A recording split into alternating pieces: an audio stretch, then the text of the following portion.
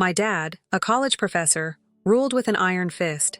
My older sister, Emily, was the golden child, obedient, studious, and desperate to please. Me, I was the rebel, always pushing boundaries, testing their patience. "Amelia, sit up straight," Dad would bark across the dinner table. "A young lady doesn't slouch." I'd roll my eyes, comply for a moment, then slump back down the second he looked away. It was a constant battle of wills. Mom was quieter, but just as strict. She'd give me those disapproving looks about my clothes, my friends. "What will the neighbors think?" was her constant refrain. Even though home felt suffocating, I carved out little spaces of freedom. I started dating Chris when I was 17. He was 20, in college. Everything my parents wouldn't approve of. We kept it secret, meeting whenever we could. For a while, I felt like things were finally going my way. I had plans to escape to college, to break free from their control. Then, life threw me a curveball. A few months after my 19th birthday, I started feeling sick in the mornings. At first, I blamed stress from upcoming exams, but soon I couldn't ignore it anymore. I still remember that dingy gas station bathroom, the plastic stick clutched in my trembling hand. One pink line, then another. Positive. I was pregnant. The next few days were a blur. I couldn't stop thinking about what to do. I knew I had to tell Chris, but every time I reached for the phone, my courage failed. Finally, I couldn't put it off any longer. We met at our usual spot, a secluded corner of the park. Chris smiled when he saw me, but it vanished when he saw my face. "Amelia, what's wrong?" he asked, reaching for my hand. I pulled away, hugging myself. "I'm pregnant," I blurted out. The silence that followed was deafening. Chris's face went through a whirlwind of emotions: shock, disbelief, and finally, fear. "Are you sure?" he asked. I nodded, tears welling up. "I took 6 tests. They were all positive." Chris ran his hands through his hair, his eyes suddenly cold. "You need to get rid of it." "An abortion, Amelia. It's the only option. We're too young for this. It'll ruin our lives." I couldn't believe my ears. This was Chris, the boy I thought I loved, telling me to get rid of our baby like it was nothing. "Get out of my sight," I hissed, turning away from him. He left without another word, leaving me alone with the weight of my decision. Telling my parents was even harder. I waited until after dinner, Dad in his usual armchair with the newspaper, Mom knitting, Emily hovering nearby. "I have something to tell you," I said, my voice shaking. Dad lowered the paper, his eyes suspicious. "What is it, Amelia?" I took a deep breath. "I'm pregnant." The reaction was worse than I could have imagined. Dad's face turned purple as he exploded, yelling about shame and disgrace. Mom burst into tears, wailing about the neighbors. Emily just stood there, a mixture of shock and disgust on her face. "You'll get an abortion," Dad declared once he'd calmed down enough to speak. "We'll find a discreet clinic. No one has to know about this mistake." At first I resisted, but the pressure was relentless. A few days later, I found myself in a sterile doctor's office, Mom and Emily flanking me like prison guards. The doctor, a kind woman in her 50s, reviewed my chart with a frown. "Amelia," she said gently, "I need to tell you something important. Because of your medical history, if you have an abortion, there's a high chance you may never be able to have children again." Her words hit me like a punch to the gut. Never be able to have children again. Suddenly, the choice was clear. "No," I said, my voice stronger than I expected. "I'm not doing it. I'm keeping the baby." Mom gasped. Emily rolled her eyes. But I stood my ground. The drive home was tense and silent. Dad was waiting when we walked in, his face grim. "Well?" he demanded. "She wouldn't do it," Mom spat, frustrated. "After everything we've done for her." Dad's face twisted with rage. He took a deep breath, then spoke, his voice cold and final. "Get out. Pack your things and leave this house. You're no daughter of mine. I won't have you embarrassing this family with your condition." Mom nodded in agreement, her eyes hard. "You heard your father. Go." Emily remained silent, her judgmental gaze burning into me. Tears streamed down my face as I rushed to my room, throwing clothes into a bag. As I headed for the door, Dad's voice stopped me one last time. "And don't think about coming back. As far as we're concerned, you're dead to us." The door slammed shut behind me, the sound echoing the finality of their rejection. I was alone, pregnant, and homeless. Desperation clawed at me. I called the only person I could think of, Aunt Clara. She and Uncle Mark were the black sheep of the family, living in another state, rarely speaking to my parents.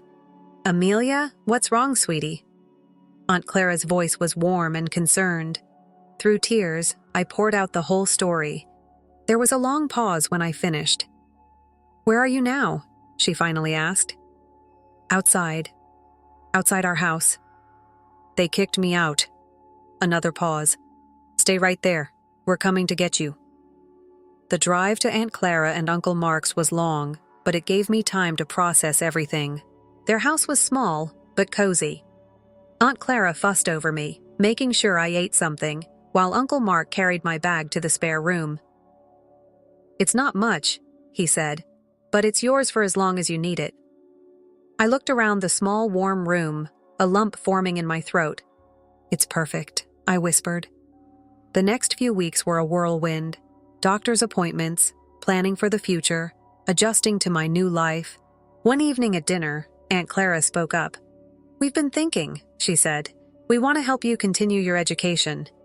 I looked up, surprised. "What do you mean?"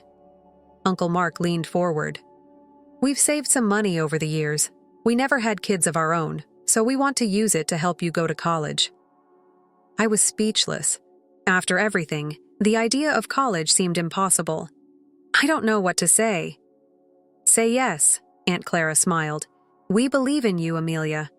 This baby doesn't mean the end of your dreams." With their support, I enrolled in the local community college, majoring in business management. It wasn't easy juggling classes, doctor's appointments, and the challenges of pregnancy, but I was determined. I also found a waitressing job at a local diner. The owner, Evelyn, was kind and flexible with my schedule.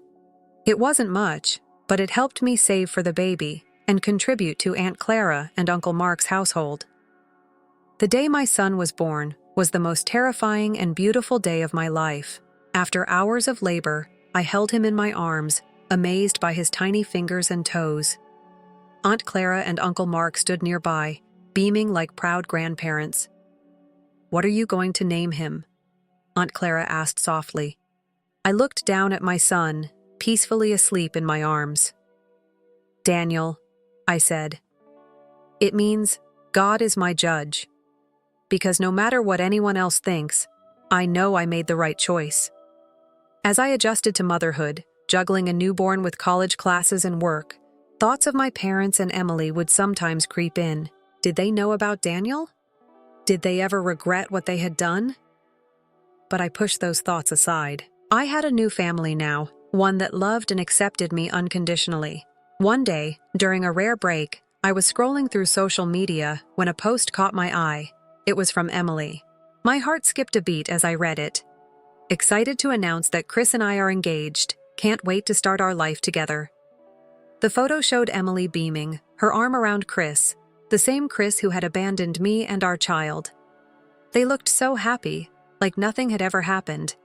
A wave of emotions washed over me, anger, hurt, betrayal. But then I looked over at Daniel, peacefully playing in his crib, and I realized something important. I didn't need their approval. I didn't need their love. Everything I needed was right here. The years flew by in a blur of diapers, textbooks, and late-night study sessions. My last semester was especially tough. I was taking extra classes to graduate on time, still working at the diner, and taking care of an energetic 5-year-old. Graduation day was filled with emotion.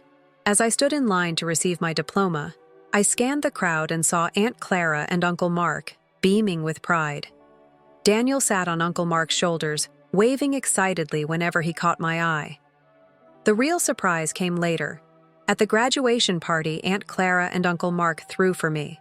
While we were celebrating, Evelyn, my boss from the diner, pulled me aside. "Amelia, I have an offer for you," she said with a smile. "I'm looking for a new restaurant manager, and I think you'd be perfect for the job." I was shocked. "Me? But I've only been a waitress?" Evelyn waved her hand dismissively. "You've been so much more than that. I've seen how you handle tough customers, how you organize the staff, how you've balanced work, school, and motherhood. That's the kind of dedication and skill I need in a manager." It felt like a dream come true. A steady job with better pay and regular hours. Exactly what Daniel and I needed to start our new life. The next few years were full of positive changes. I threw myself into my new role at the diner, learning everything I could about management and business. Daniel started school and blossomed into a bright, curious boy who loved to read and play baseball. It was at one of Daniel's Little League games that I met David. He was there with his son, Alex, who was playing on the opposing team. We started talking, and I was instantly drawn to his kind eyes and easy laugh. "Single dad?" I asked, noticing he was alone. He nodded, a sad smile crossing his face. "Widower, actually. Alex's mom passed away when he was a baby." My heart ached for him. "I'm so sorry, that must be hard." "It is," he admitted. "But we manage. How about you? Single mom?" I laughed. "Is it that obvious?" Our relationship developed slowly. We were both cautious, having been hurt before, and with our children in the picture, we didn't rush things. But as the months passed, I found myself falling for David. He was kind, patient, and Daniel adored him. A year after we met, David proposed. It wasn't anything dramatic, just a quiet moment in his backyard with our boys playing nearby. Our wedding was small and intimate, with only close friends and family. As I walked down the aisle with Daniel proudly by my side as the ring bearer, I caught Aunt Clara's eye. She was crying, but her smile was radiant. Life with David, Daniel, and Alex quickly settled into a comfortable rhythm. A couple of years after our wedding, we were blessed with another addition to our family. Our daughter Sophia was born on a warm spring morning. As I held her in my arms, with David, Daniel, and Alex gathered around the hospital bed, I felt a sense of completeness I had never known before. I loved all three of my children equally: Daniel and Sophia, my biological children, and Alex, my stepson. Blood didn't matter. They were all my kids. One evening, Aunt Clara was over helping with the kids when we were startled by a familiar voice coming from the TV. There, larger than life, were my parents. My father stood at a podium, waving to a cheering crowd. The ticker at the bottom of the screen read, "Adam Johnson announces his candidacy for mayor." My heart nearly stopped. It had been years since I had seen my parents, even if only on a screen. My father looked older, his hair grayer, but his eyes still held that same stern, determined look I remembered so well. As we watched him speak about family values and moral integrity, Aunt Clara's face twisted with anger. "Hypocrites!" she spat, her voice shaking with fury. I turned to her, shocked. "Aunt Clara?" She took a deep breath, her eyes never leaving the screen. "There's something you need to know, Amelia. Something they've kept hidden for years." "What?" I asked, confused. What she told me next shook me to my core. Many years ago, before Emily and I were born, my parents had their first child, a boy. But he was born with severe physical disabilities. Instead of loving and caring for him, they left him at the hospital, too afraid that he would embarrass them. I felt a whirlwind of emotions: shock, disbelief, and a deep sadness for the brother I never knew. "Why didn't you tell me sooner?" I asked Aunt Clara, my voice shaky, her eyes filled with tears. "I'm sorry, Amelia." "I should have. But after what your parents did to you, I didn't want to add to your pain." That night, after the kids were in bed, I made a decision. I needed to find my brother. With David's support, we hired a private investigator. Weeks turned into months, and finally, we had a lead. My brother was alive, and against all odds, he had thrived. He was a successful writer, married with kids of his own. He had been adopted by a loving family who had given him every chance to succeed.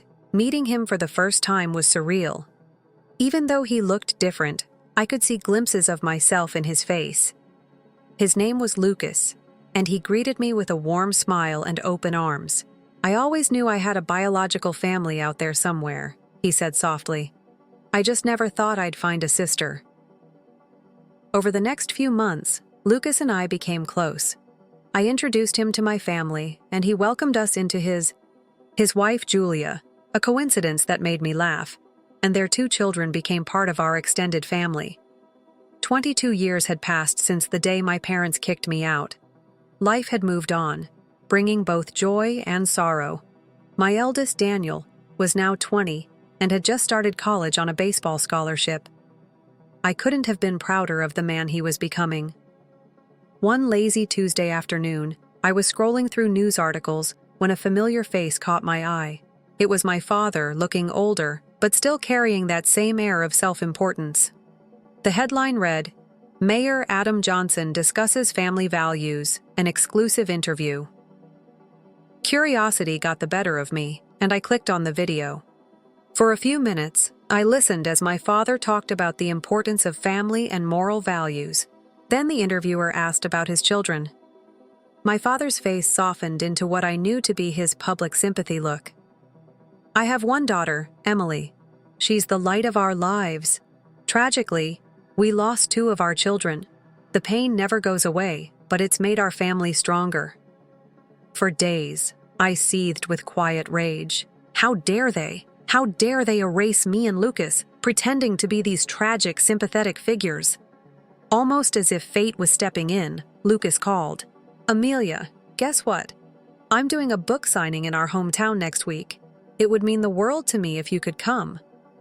"I wouldn't miss it for the world," I told him, a plan already forming in my mind. The following week, I found myself back in the city where I grew up. As I walked through the familiar streets, memories came flooding back. Some good, many painful. I pushed them aside, staying focused on what I needed to do.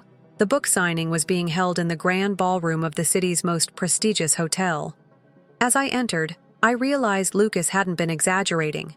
Half the town seemed to be there. Local celebrities, business leaders, politicians, all mingling, waiting for the event to start. And there, in the front row, sat my parents and Emily. My father, now the mayor, looked every bit the part of a distinguished politician. My mother, elegantly dressed, smiled and nodded at people she knew. Emily sat beside them. They hadn't noticed me yet. I found a seat near the back, my heart pounding so loudly I thought everyone could hear it. Lucas rolled onto the stage in his wheelchair to loud applause. He looked confident and comfortable in the spotlight. As he began talking about his book and his life, I saw my parents nodding, trying to look sympathetic. "I was born with a severe disability," Lucas said. "No legs and other health issues. My biological parents abandoned me at the hospital, unable or unwilling to care for me." I watched my father closely, but his expression didn't change. No recognition, no shame, just the practiced look of a politician showing concern for someone else's story. "It's a sad story," Lucas continued, "but I was lucky. I was adopted by a wonderful family who gave me every opportunity to succeed. Still, I always wondered about my birth family, who they were, and why they gave me up." The room was completely silent. Everyone focused on Lucas as he spoke. My heart raced, knowing the moment that would change everything was coming. Then Lucas smiled, his eyes sparkling with a mix of humor and determination.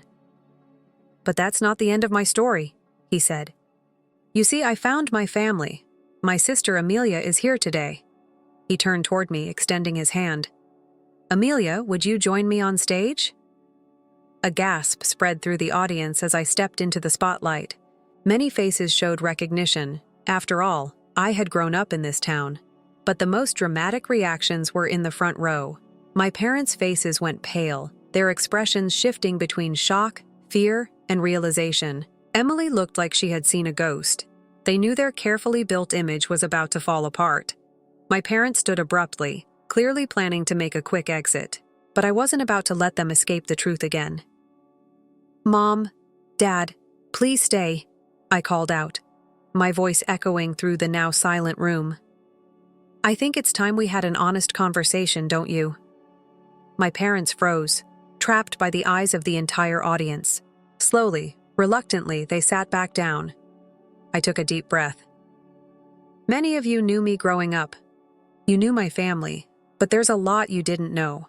A lot that's been hidden for far too long. And then I told them everything. How my parents had abandoned Lucas at the hospital because they were ashamed of his physical differences. How they had hidden his existence, building their reputation on lies. And then history repeated itself, I continued, my voice growing stronger. When I got pregnant at 19, they didn't offer support or understanding. They demanded I have an abortion, even though doctors warned it could leave me infertile. When I refused, they kicked me out. Pregnant, alone, and abandoned, all to protect their perfect image. Gasps and whispers spread through the crowd. I saw people's disgusted looks aimed at my parents, who seemed to shrink in their seats.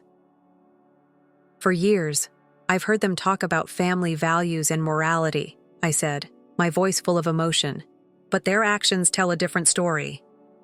They abandoned 2 of their children when we needed them the most. They erased us from their lives to keep up their perfect image. The room erupted into chaos. People were shouting, some at my parents, others at each other. Journalists who had come for a simple book signing were now furiously taking notes or speaking into their phones. In the middle of the uproar, I locked eyes with my father. The man who had once seemed so powerful in my childhood now looked small and defeated. My mother was openly crying, and Emily sat frozen, her face filled with shock and confusion. In the days that followed, the story blew up. It was all over the local news, then the national news. My father's political career crumbled overnight. The man who had preached about integrity and family values was exposed as a hypocrite. His position as mayor became impossible to hold, and within a week, he resigned, citing personal reasons. But everyone knew the truth. The college where he had taught quickly distanced themselves, firing him amidst all the chaos. Amidst all the chaos, one thing became clear. My sister Emily made her choice. She stood firmly by our parents, refusing to face the truth. During a brief phone call, she hissed, "You've ruined everything. Don't contact me again. You're dead to me, just like you're dead to Mom and Dad." But life has a way of surprising you when you least expect it. A few days later, I got a call from a number I hadn't seen in over 22 years. It was Chris, Emily's husband and the father of my eldest son.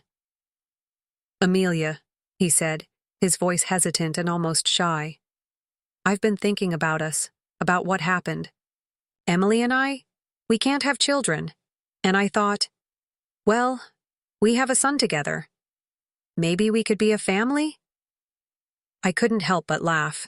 "Chris, you made your choice 22 years ago. You left me when I was pregnant with your child. You married my sister. And now, just because you can't have children with her, you think you can come back to me? No, that's not how it works." "But Amelia?" "No, Chris. I have a wonderful husband and a beautiful family. I don't need you, and I certainly don't want you. Goodbye." I hung up, feeling a sense of closure I didn't know I needed, but the surprises didn't stop there. The next day, I got another unexpected call. This time, it was from Chris's parents. "Amelia?" a tentative voice asked. "This is Lauren, Chris's mother. We just found out about Daniel. Is it true? Do we have a grandson?" The conversation that followed was emotional and eye-opening. Chris and my parents had told them I'd had an abortion and run away. They'd spent years believing their grandchild never existed. "We'd like to meet him," Lauren said, her voice trembling. "If that's okay with you. Of course, we understand if you don't want us in your lives." I thought for a moment.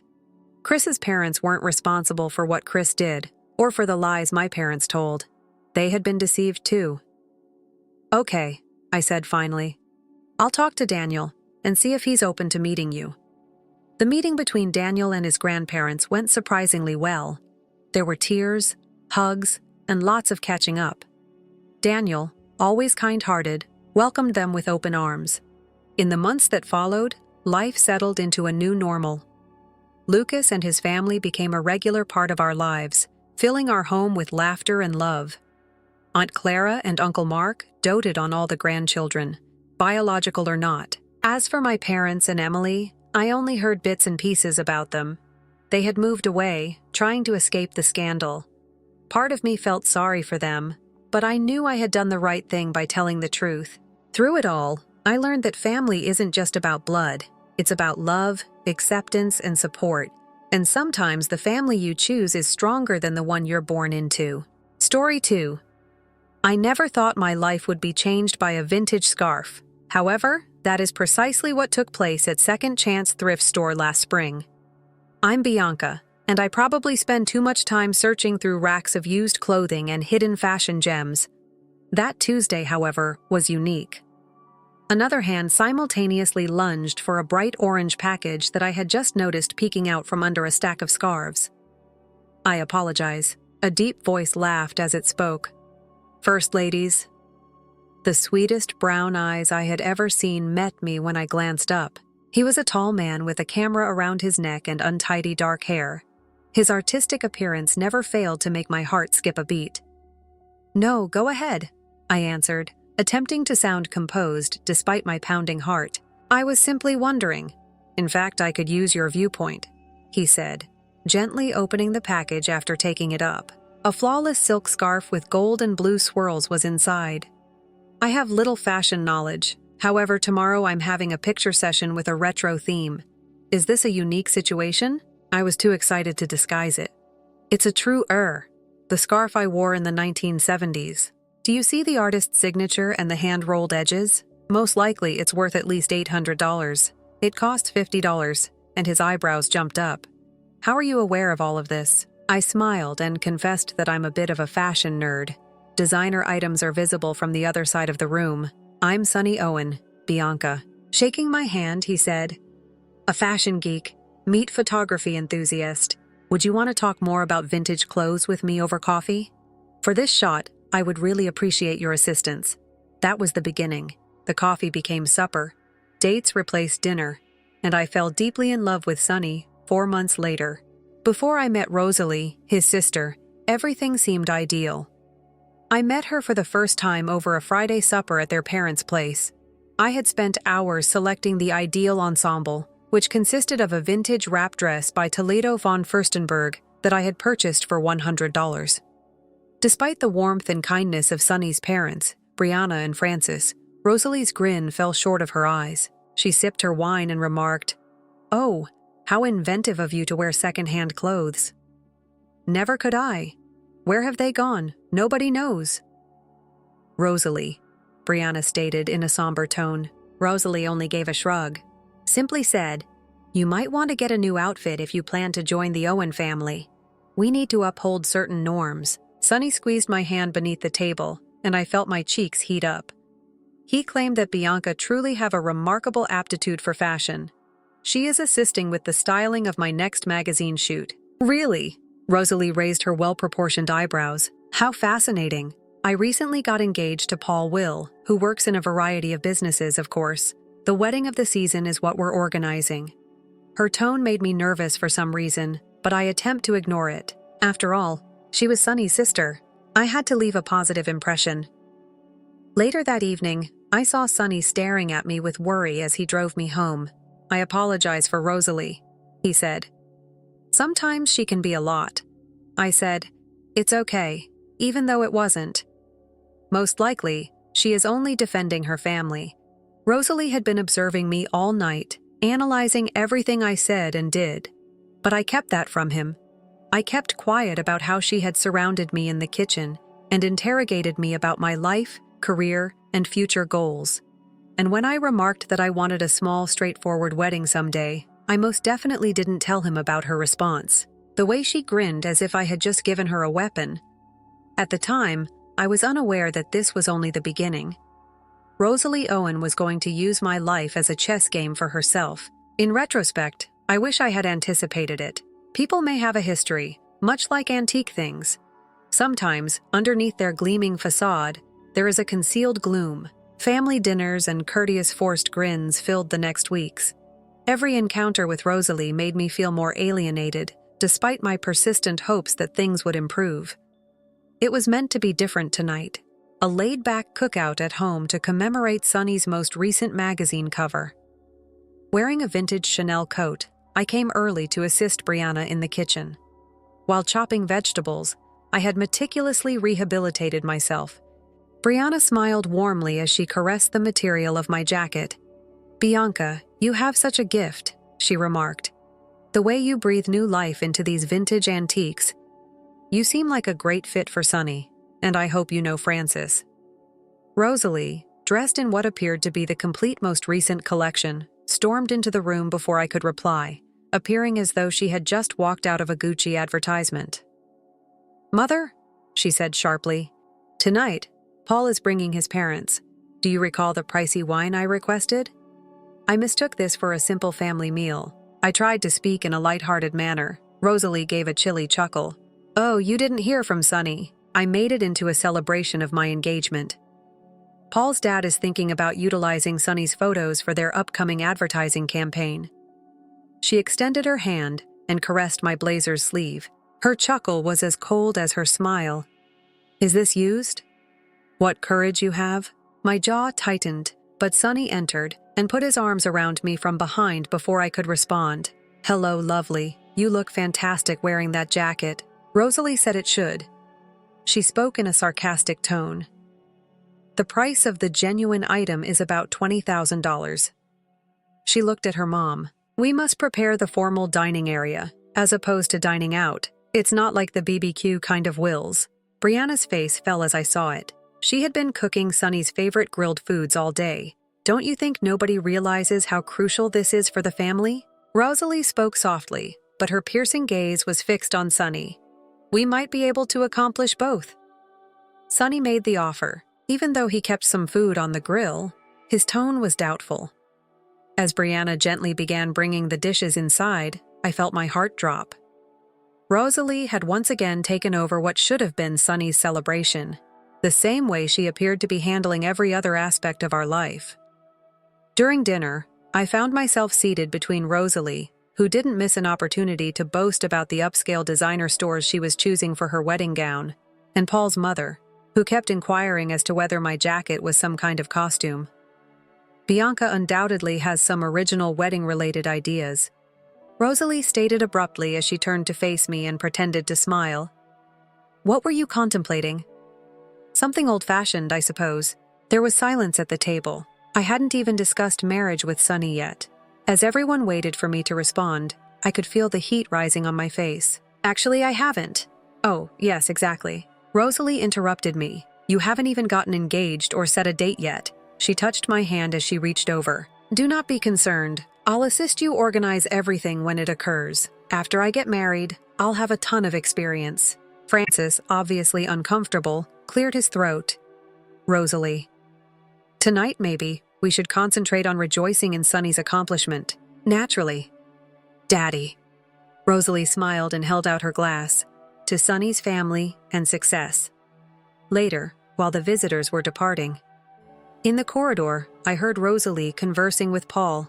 "Poor thing," she remarked in a stern, low voice. "She tries so hard to fit in. However, you can't purchase a class, can you? I mean, showing up in secondhand clothing to meet your folks." "She appeared decent enough," Paul answered, his tone pleasant, and the blazer was actually pretty classy. "Oh, honey, you're too nice," Rosalie remarked with a little chuckle. "She's not her own stuff, though. I assure you. Soon enough, Sunny will discover it out." I slipped away before they could see me, and my gut wrenched. As I collected my belongings in the kitchen, my hands were shaking. Without glancing up, I discovered Francis at the sink, calmly doing the dishes. "Softly," he said. "Avoid letting her affect you. Cruelty is sometimes confused with elegance." As I waited for Sunny to bring me home, I nodded and passed the knot in my throat, unable to speak. I noticed my image in the window. My cherished vintage blazer didn't feel like a statement for the first time. It had the feel of a costume. I began to question if loving Sunny was worth the sacrifice of becoming accepted in his society. I was unaware at the time that Rosalie was far from done. I would have to decide between defending myself and maintaining the peace when she made her next move. It was at the family's lake house that everything changed. The previous evening, under a breathtaking sunset that seemed unreal, Sunny had proposed. I should have realized Rosalie wouldn't allow me to experience joy for even a single day. I discovered I had left my engagement ring upstairs while I was assisting Brianna in the kitchen, once I've cleaned my hands. To get it, I went to Sunny's former bedroom, but through the slightly open door, I could hear Rosalie's voice as I approached. The time is ideal. Now I can use all of Bianca's wedding ideas for my own, she said. She won't suspect. For months, I've been gathering them. My hand was hanging above the doorway when I froze. Do you really think that's required? Paul answered in a cautious tone. Your brother recently became engaged. Oh, please. Rosalie laughed dismissively as she said, Their wedding is going to be some strange vintage occasion. I'm doing everyone a favor by turning her ideas into something actually sophisticated. Besides, Sunny's told me everything. Her dress design, the venue she wants, even the antique lace she found for the veil. My stomach turned over. I had shared those private times with Sunny. I'm dreaming of our shared future. He had assured me that they would remain private. Rosalie went on to say, I've already called her ideal location and reserved it for the weekend before their date. This morning, the deposit was cleared.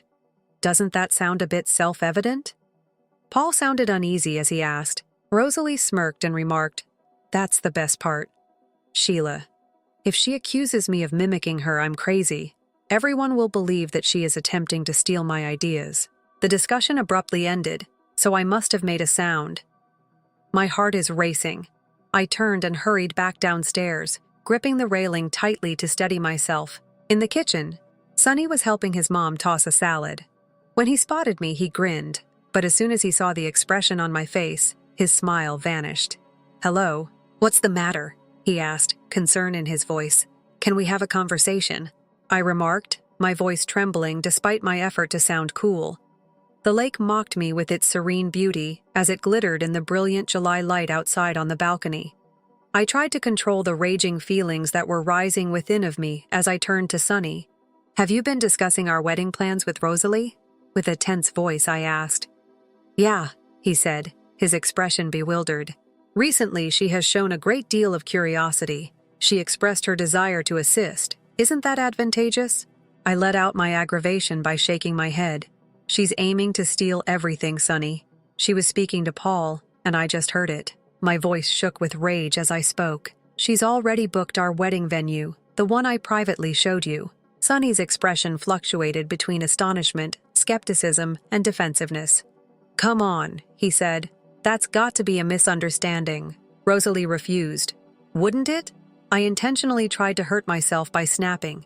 Since I've known her, she has only done that. Before I could stop them, the words poured out. I wanted to scream when he remarked, You're overreacting, in a cool, contemptuous tone. She's Bianca, my sister. At the moment, she is just thrilled about weddings. Rosalie came in the doorway before I could reply, wearing a phony look of worry that made my skin crawl. Is everything all right out here? She asked sweetly. I believed I heard voices being raised. Have you reserved Fredericksburg's Spring Arbor for your wedding? Asked her outright. Oh, that, she said, grinning broadly. Indeed. Isn't it ideal? You mentioned it at dinner last month, and I recalled how much you enjoyed it. I hope it's okay with you. I mean, great minds do think alike. I looked at Sunny, hoping he would say something to support me. Uncomfortably, he moved away from my gaze. Maybe we could all just... He started. What exactly? I took off my engagement ring and interrupted, my voice trembling. Act as though this isn't taking place. Just let her steal every part of our wedding like she's been planning for months. Bianca. Stop being dramatic, Rosalie advised. Fake worry was evident in her voice. Simply state that you are not prepared to organize a wedding. I put the ring on the railing of the deck. Tears clouded my view. You're correct. My voice broke as I said, I'm not prepared, not for this family, not for a spouse who refuses to defend me, and most certainly not for a sister-in-law who looks at my life as if it were her own catalog. As I turned to go, I heard Sunny shout my name, but it was Rosalie's voice that followed me, chilly and arrogant. "See? I warned you she wasn't own material." I got in my car and drove away, not knowing where I was heading.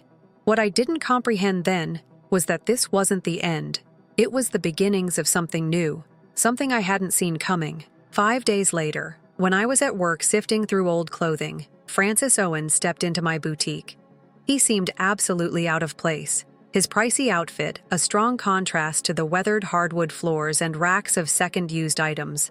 "This is an interesting place," he added, tracing a 1960s Dior outfit with his finger. Brianna said, "You fix these?" Unable to say, I nodded. Was Francis present to persuade me to return and protect Rosalie? His tone wasn't harsh, but he admitted that Sunny had been miserable, but I doubt it was just due to the loss of you. "What are you saying?" Quietly, I asked. He clarified that the Wills had canceled their advertising effort. It seems that Paul was apprehensive about collaborating with our family. He turned an antique brooch over in his palm after removing it from the display case. "Are you being blamed by Rosalie?" "Naturally. I was repairing a garment when my hands froze. Paul and I haven't spoken, no. Paul, however, is neither dumb nor blind." Francis carefully placed the brooch down. He stopped by the home yesterday to inquire about Rosalie's recent interest in unusual locations and antique weddings. The door of the shop chimed before I could answer. Sonny entered, but halted upon seeing his father. "Why have you come here, Dad?" "Simply walking away." Francis squeezed my shoulder as he went by and murmured, "Actually, Bianca, do you recall what I said about authenticity? No matter how hard people try, some things are impossible to replicate." Sonny and I stood there in awkward quiet after he went. His normally tidy hair was disheveled, as if he had been raking his hands through it, and he appeared worn out. Finally, he remarked, "You left your ring behind. You abandoned me to deal with my sister on my own." I gave a headshake, looking at the ripped edges of a ruined silk scarf. "She has been methodically attempting to destroy everything positive in my life. Additionally, you've been permitting her to assist her." He seemed defensive as he continued, "She's my sister. Additionally, I was meant to be your wife." My voice cracked on the final syllable. "But when she started stealing our wedding plans, you couldn't even tell her to stop." With a groan, he combed his hair once again. He was visibly agitated, but I didn't believe he trailed off. "I have something for you to see." He gave me his phone after taking it out. It was a sequence of texts from Rosalie. As I read them, I felt sick to my stomach since they included in-depth inquiries about my wedding plans, allusions to confidential discussions that Sonny and I had had, and even pictures of my designs that she had requested him to photograph. Sonny explained that she was simply thrilled about the wedding preparations, as if it clarified everything. She desired to assist. I gazed at him, the understanding striking me like a frigid wave. He honestly didn't see what was occurring, or worse, he didn't want to.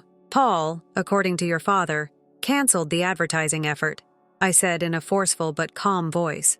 My voice was scarcely steady as I whispered gently, "Have you ever wondered why?" Confusion clouded Sonny's face. "You must have said something to Paul," Rosalie said. "She did, of course." I laughed bitterly as I spoke. "And you thought she was real, like you usually do." Paul was there as the shop door chimed once again. He was uneasy, yet resolute. I apologize for interrupting. He looked from one of us to the other. "Could we discuss Rosalie, Bianca?" Sonny moved in front of us right away. "It's not true what she told you about my sister. I haven't heard anything from her." Paul's tone was forceful. "I am here for that reason. I need to know if putting my confidence in Rosalie is a mistake." I didn't miss the irony. As her own brother stood there supporting her falsehoods, Rosalie's fiancé came to me seeking the truth. I turned to face Sonny, offering him one final opportunity. "Would you like to share the texts with him, in reference to your sister's plot to rob my wedding?" Individually, Sonny remained silent. He could have spoken, but his silence was more powerful. I inhaled deeply while fighting back tears. "I believe you ought to go." With a broken voice, I told him, "You too. Rosalie's actions or inactions are no longer my concern." Paul asked Sonny, Did you really not see what she was doing to Bianca's?" As they were leaving. Sonny didn't respond, but I didn't have to listen. I already knew all I needed to know about his loyalty from his silence. I had no idea that Paul's visit would start a series of events that would alter everything for the entire family, not just Sonny and myself. I was invited to Rosalie's wedding 2 weeks later. This was no ordinary invitation. It was a perfect duplicate of the unique design I had only ever shown Sonny and had doodled in my secret diary. As I read the date, my hands began to shake. I was still looking at the invitation 3 weeks prior to my wedding day when Brianna phoned. She spoke in a strained tone. "This is awkward," she started. "Rosalie, however, demands that you attend. It would mean a lot to her," she adds. "It certainly would." Tracing the intricate artwork I had spent months creating, I said, "Did she disclose the source of the invitation to you?" "Create." A lengthy pause ensued. "Please, Bianca." Brianna spoke quietly. She stole my wedding in an attempt to make apologies. Even I was astonished by the vitriol in my voice. "In fact," Brianna paused, "I'm phoning in part for that reason. Rosalie requests your assistance with her clothing. She claims that the change she requires would be ideal for your antique knowledge." It nearly made me chuckle. "Which dress?" "The one she discovered in that tiny London shop." Brianna spoke quietly. "Dior in the 1960s. You spoke about loving." I felt sick to my stomach. During a late-night talk with Sonny, I had mentioned the dress and how I had a dream about making it for our wedding. Rosalie has now managed to locate the original. "No," I answered firmly. "Please, Bianca." Brianna begged. Her voice broke. "The family is rather tense right now. Sonny seldom ever hears from Francis. Rosalie isn't herself, and Paul is doubting everything. Perhaps if you assisted, if you had been nice to her." "Goodness?" I broke off, my voice rising like the compassion Sonny exhibited by helping her steal every single aspect of my wedding, or the kindness she gave me when she took every single element of my wedding. The shop door chimed before Brianna had a chance to answer. With a proud smile and a garment bag in hand, Rosalie entered. "I'll give you a call back." Before Brianna could say anything more, I hurriedly said, and hung up. Unexpected. As she placed the bag on my counter, Rosalie sung, "With this, I need your magic touch. You are the only one I trust, and it's a little sensitive." She opened the suitcase and pulled out the outfit I had always wanted to wear. The white silk was just as beautiful as I had thought it would be. "How did you discover it?" My voice was empty as I asked. "Oh, you loved it so much," Sonny said. "Casually," she said. Her grin is poisonously sweet. "I knew my people. Find it." My arm was touched by her. "Think of this as my olive branch. Maybe we can get past all of this unpleasantness if you help me with the changes." For the first time, I could see everything clearly as I gazed at her. There was no wedding involved. Control was at issue here. About shattering me into pieces. No. Silently, I said, "I'm sorry." Her voice was stern as she inquired. "No," I said. I pushed the clothing bag back to her after zipping it shut. "Leave my shop and take your dress." She stopped smiling. "You're acting absurdly. We're discussing my wedding here." "No," my voice said. Steady. My wedding was meant to take place here. My fantasies, my dresses, and my ideas. You couldn't tolerate that, though, could you? To prove you could, you had to take everything. None of it is fair to you. The mask slipped and her face contorted. "You're just a chick from a thrift store who got fortunate with my brother. By revealing your true self to him, I'm doing him a service." "And who are you?" "Rosalie's."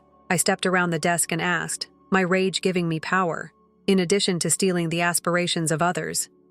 Her cheeks reddened with anger. She snatched up the garment bag. "I'll be done, and you'll regret this. There won't be anything left for you, nor your reputation, nor your designs. Not my brother, of course."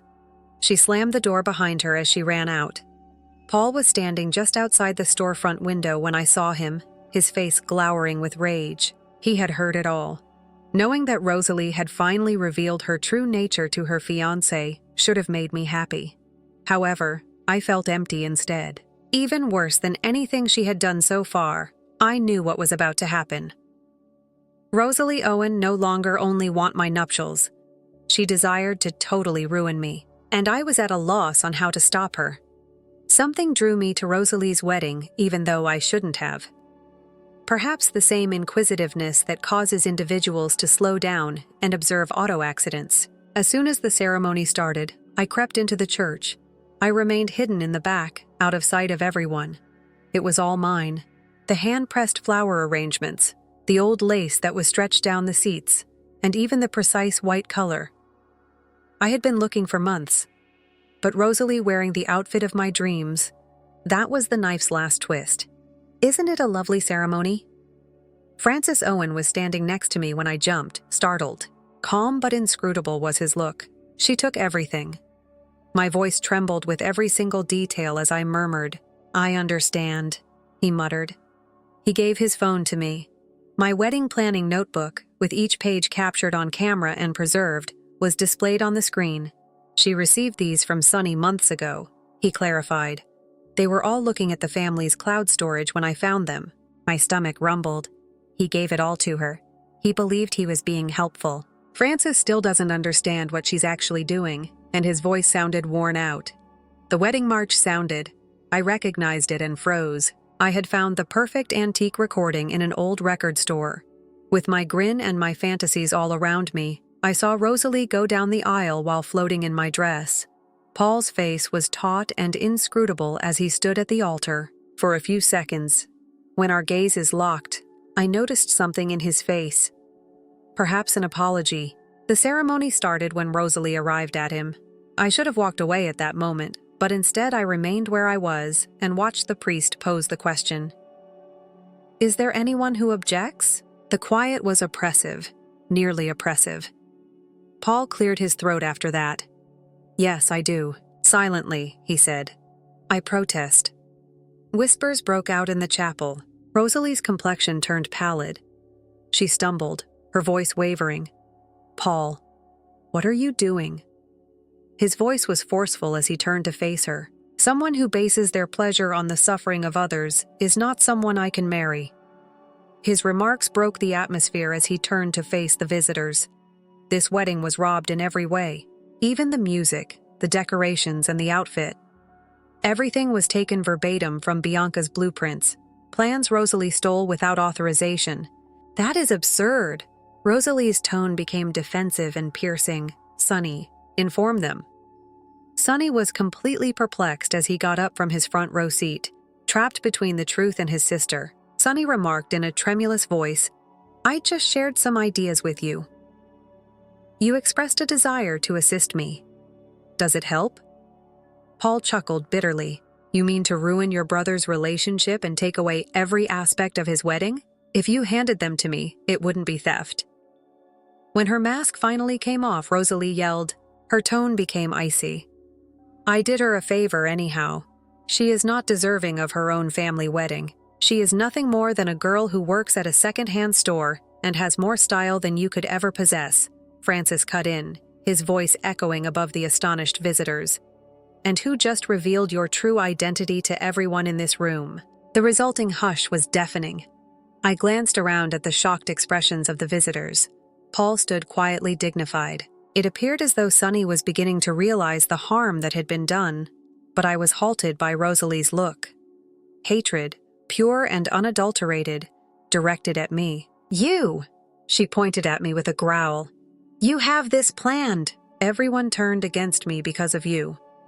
She did not lunge at me. Instead, she snatched the old lace runner from the closest pew and gave it a forceful yank. In a matter of seconds, candles and flowers fell to the ground, breaking and flying everywhere. Everything she had stolen was being destroyed as she tore through the decorations. Rosalie pauses. She pushed him away as Sunny yelled and reached for her arm. "You are to blame for this," she yelled at me. "I lost everything because of you. Respect from my family, my brother, and my fiancé. I'll see to it that you never possess anything." Security had to drag her away at last. The embarrassment and remorse on Sunny's face should have felt like a win when I managed to get his attention. Rather, it simply left me feeling empty. I snuck away unseen as the mayhem whirled around me. but I heard Rosalie's last cry as I got to the door. "Bianca, this isn't over. I'll hold you accountable." Her comments replayed in my head as I walked home in the last of the light. One thing she was correct about. It had not ended.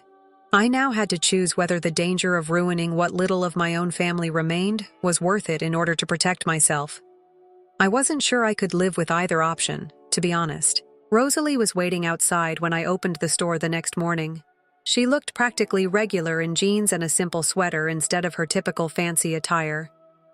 "We must have a conversation," she murmured softly. I let her in after unlocking the door. It seemed as though the store was holding its breath for the impending event.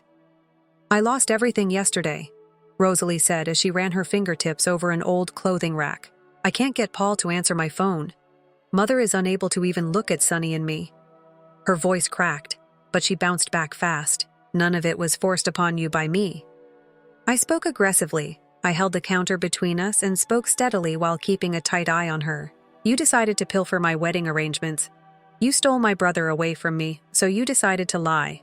Rosalie, her serene exterior is crumbling. "All I had was him. Then you just entered with your genuineness, artistic ability, and flawless vintage elegance." The word came out of her mouth like poison. "Sonny made decisions on his own." I spoke aggressively. "Did he?" She took out her phone with a grimace, as he's now outside, all set to make another decision. As Sonny approached with a guilty expression on his face and appeared to be stuck between the two of us, my heart fell. Rosalie insisted that she be told. "Inform her of your choice." Sonny ducked from my eyes. "Bianca must be healed by her family. We must put this behind us. Perhaps if you expressed regret to Rosalie." I apologized. The phrase that turned Paul against her was like glass shards in my throat. He persisted in making fun of her at the wedding. I felt the last glimmer of hope I had left for him as I looked at him. "Breakdown, you still don't understand?" Silently, I said. "Sonny, she did more than simply pilfer my wedding preparations. She attempted to take over my life. You also assisted her in doing so." "I didn't mean to say no," I interrupted him. "You were never important. That's the issue." I looked across at Rosalie. "Do you want an apology? All right. I apologize for ever seeing myself as a member of this family. I regret spending months in love with someone who was blind to what was in front of him. That is insufficient." Rosalie's voice trembled as she snapped. "My life was ruined by you. I will now ruin your company. I've already informed all of the city's suppliers that you sell knockoffs as genuine vintage over the phone." In fact, a fresh voice cut in. "You're not going to do that." Paul held a folder as he stood at the doorway. "Rosalie, I captured it all. Every danger. All lies. Every effort to damage Bianca's standing. I believe that this pattern of harassment would be of great interest to the police." Rosalie's complexion became white. "Wouldn't you give me a try?" Paul spoke in a tone as icy as iron. "Bianca is the only reason I haven't turned this over already. To give you a chance to go, she requested me to wait." Sonny spoke softly as he turned to face me. "Is that accurate?" I gave a nod. "Sonny, I didn't want to ruin your family. I only wanted to keep myself safe. Bianca." I retreated as he grabbed for my hand. "We're done now. Every one of us." I spoke firmly as I glanced at Rosalie. "Go make up whatever tale you need to justify your failed wedding with your brother. I no longer give a damn." She continued. "You're making a mistake." But her tone faltered. Thinking was the only error. Any of this was necessary to me. I pulled the door open. "Rosalie, goodbye. Sonny, goodbye." Silently, they departed. Sonny glanced over his shoulder one final time in desperation. Paul remained, observing me intently. "You could have ruined them," he said. "Why didn't you?" "It all began with an antique silk scarf, which I picked up. Therefore I don't wish to emulate her," I said quietly. "Some things are more valuable than retaliation." "Now what are you going to do?" Paul inquired. Feeling lighter than I have in months, I grinned. Finding lovely items that people discard and giving them new life is what I've always done. Perhaps, however, no longer for the own family. I turned the business sign to open as Paul walked out. As life progressed, so did I. Surrounded by the antiques that I had lovingly repaired, I came to a significant realization. The most precious items we discover aren't always what we were searching for. They are the aspects of ourselves that we learn about in the process, and nobody could take that away from me, not even Rosalie's. I stood in my new studio 5 months after Rosalie's disastrous wedding. There was a subtle whisper of old leather and silk, and the room seemed alive. Bright light streamed in through the big windows, fixing brass fittings that I had saved from a former department store. Like me, everything in the room had a backstory. When the bell above the door rang, Brianna Owen entered, seeming poised yet apprehensive. Touching a refurbished Chanel garment, she remarked, "This is gorgeous, Bianca. Francis said that you had done something unique with the location, but this is really amazing." "Thank you."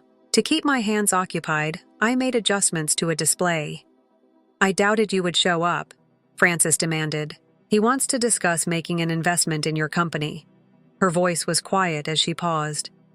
"Last week, Rosalie departed for London. Not surprised, I nodded. Sonny's too. He is accepting tasks abroad. I believe he has now realized what he has lost. Everyone does." Before I could answer, there was Paul in the doorway. He had turned into an unexpected ally since the wedding, using his business connections to help me find unique antique items. "Are you prepared for the meeting?" After asking, he looked at Brianna. "Mrs. Owen, the time was ideal. Did you mention the investment opportunity to her?" I had just reached that point. After taking out an envelope, Brianna gave it to me. "Francis and I would want to assist you in developing your repair skills, your sense of aesthetics. One store shouldn't be the only one." There was a business proposition in the mail, financing for the establishment of a chain of upscale antique repair shops, under my direction as creative director. It was the sort of chance one had hoped to have with Sonny. Slowly, I responded, "I don't know. I don't exactly have the finest record when it comes to partnerships with my own family," Francis stated as he entered the room. "That's precisely why it should be you. Someone who prioritized honesty over acceptance, someone who demonstrated our current state. And, Rosalie, Sonny?" I inquired. Francis stated resolutely that they will learn to cope with it, similar to how they're learning to accept their decisions. Paul lightly stroked my arm. "You don't have to make a decision right now, but don't allow the outcome deter you from creating something truly remarkable." I surveyed my workshop, admiring the items I had saved and the sketches I had recovered for entirely original concepts. Then I noticed something I had seen before, a package on the counter, bright orange. "What is this?" I inquired. "At an estate auction, I discovered it." Paul grinned as he spoke. "You might want it back," I thought. The air was within, Ms. the scarf from the first sunny day. But I experienced something else in place of agony. Finalization. All right, I turned to face Brianna and Francis. "However, I have health issues. My vision will be this. My creations. No concessions. There is no other way we would want it." Francis gave a kind response. After they departed, I watched the sunset convert the city into hues of gold while standing in the doorway of my studio. An unknown number texted me, making my phone vibrate. I apologize for all of this. I also didn't answer. Vintage items, for example, are best left in their boxes to serve as reminders of our former selves. Rather, I strolled over to my desk, where a ruined evening gown from the 1950s was lying in need of repair. The beading was strewn around. I could see its potential, just as I had finally recognized mine, even though it seemed torn. A young woman entered when the door's bell rung above. She was just as nervous as I was. This was discovered in a second-hand shop. She pointed to a shabby designer purse. "It's not worth mending, according to everyone. However, you notice something about it." Seeing the hope in her eyes, I concluded for her. I led her to my workbench, grabbed my tools, and got to work, saying, "Let me show you what it could become." I came to a realization. Not all of the old items we uncover are the most precious items we restore. These are the aspects of ourselves that we believed were irreparably damaged, and sometimes, with every stitch, letting go of an old desire creates space for something even better to come. I started writing my own narrative. One moment at a time, one piece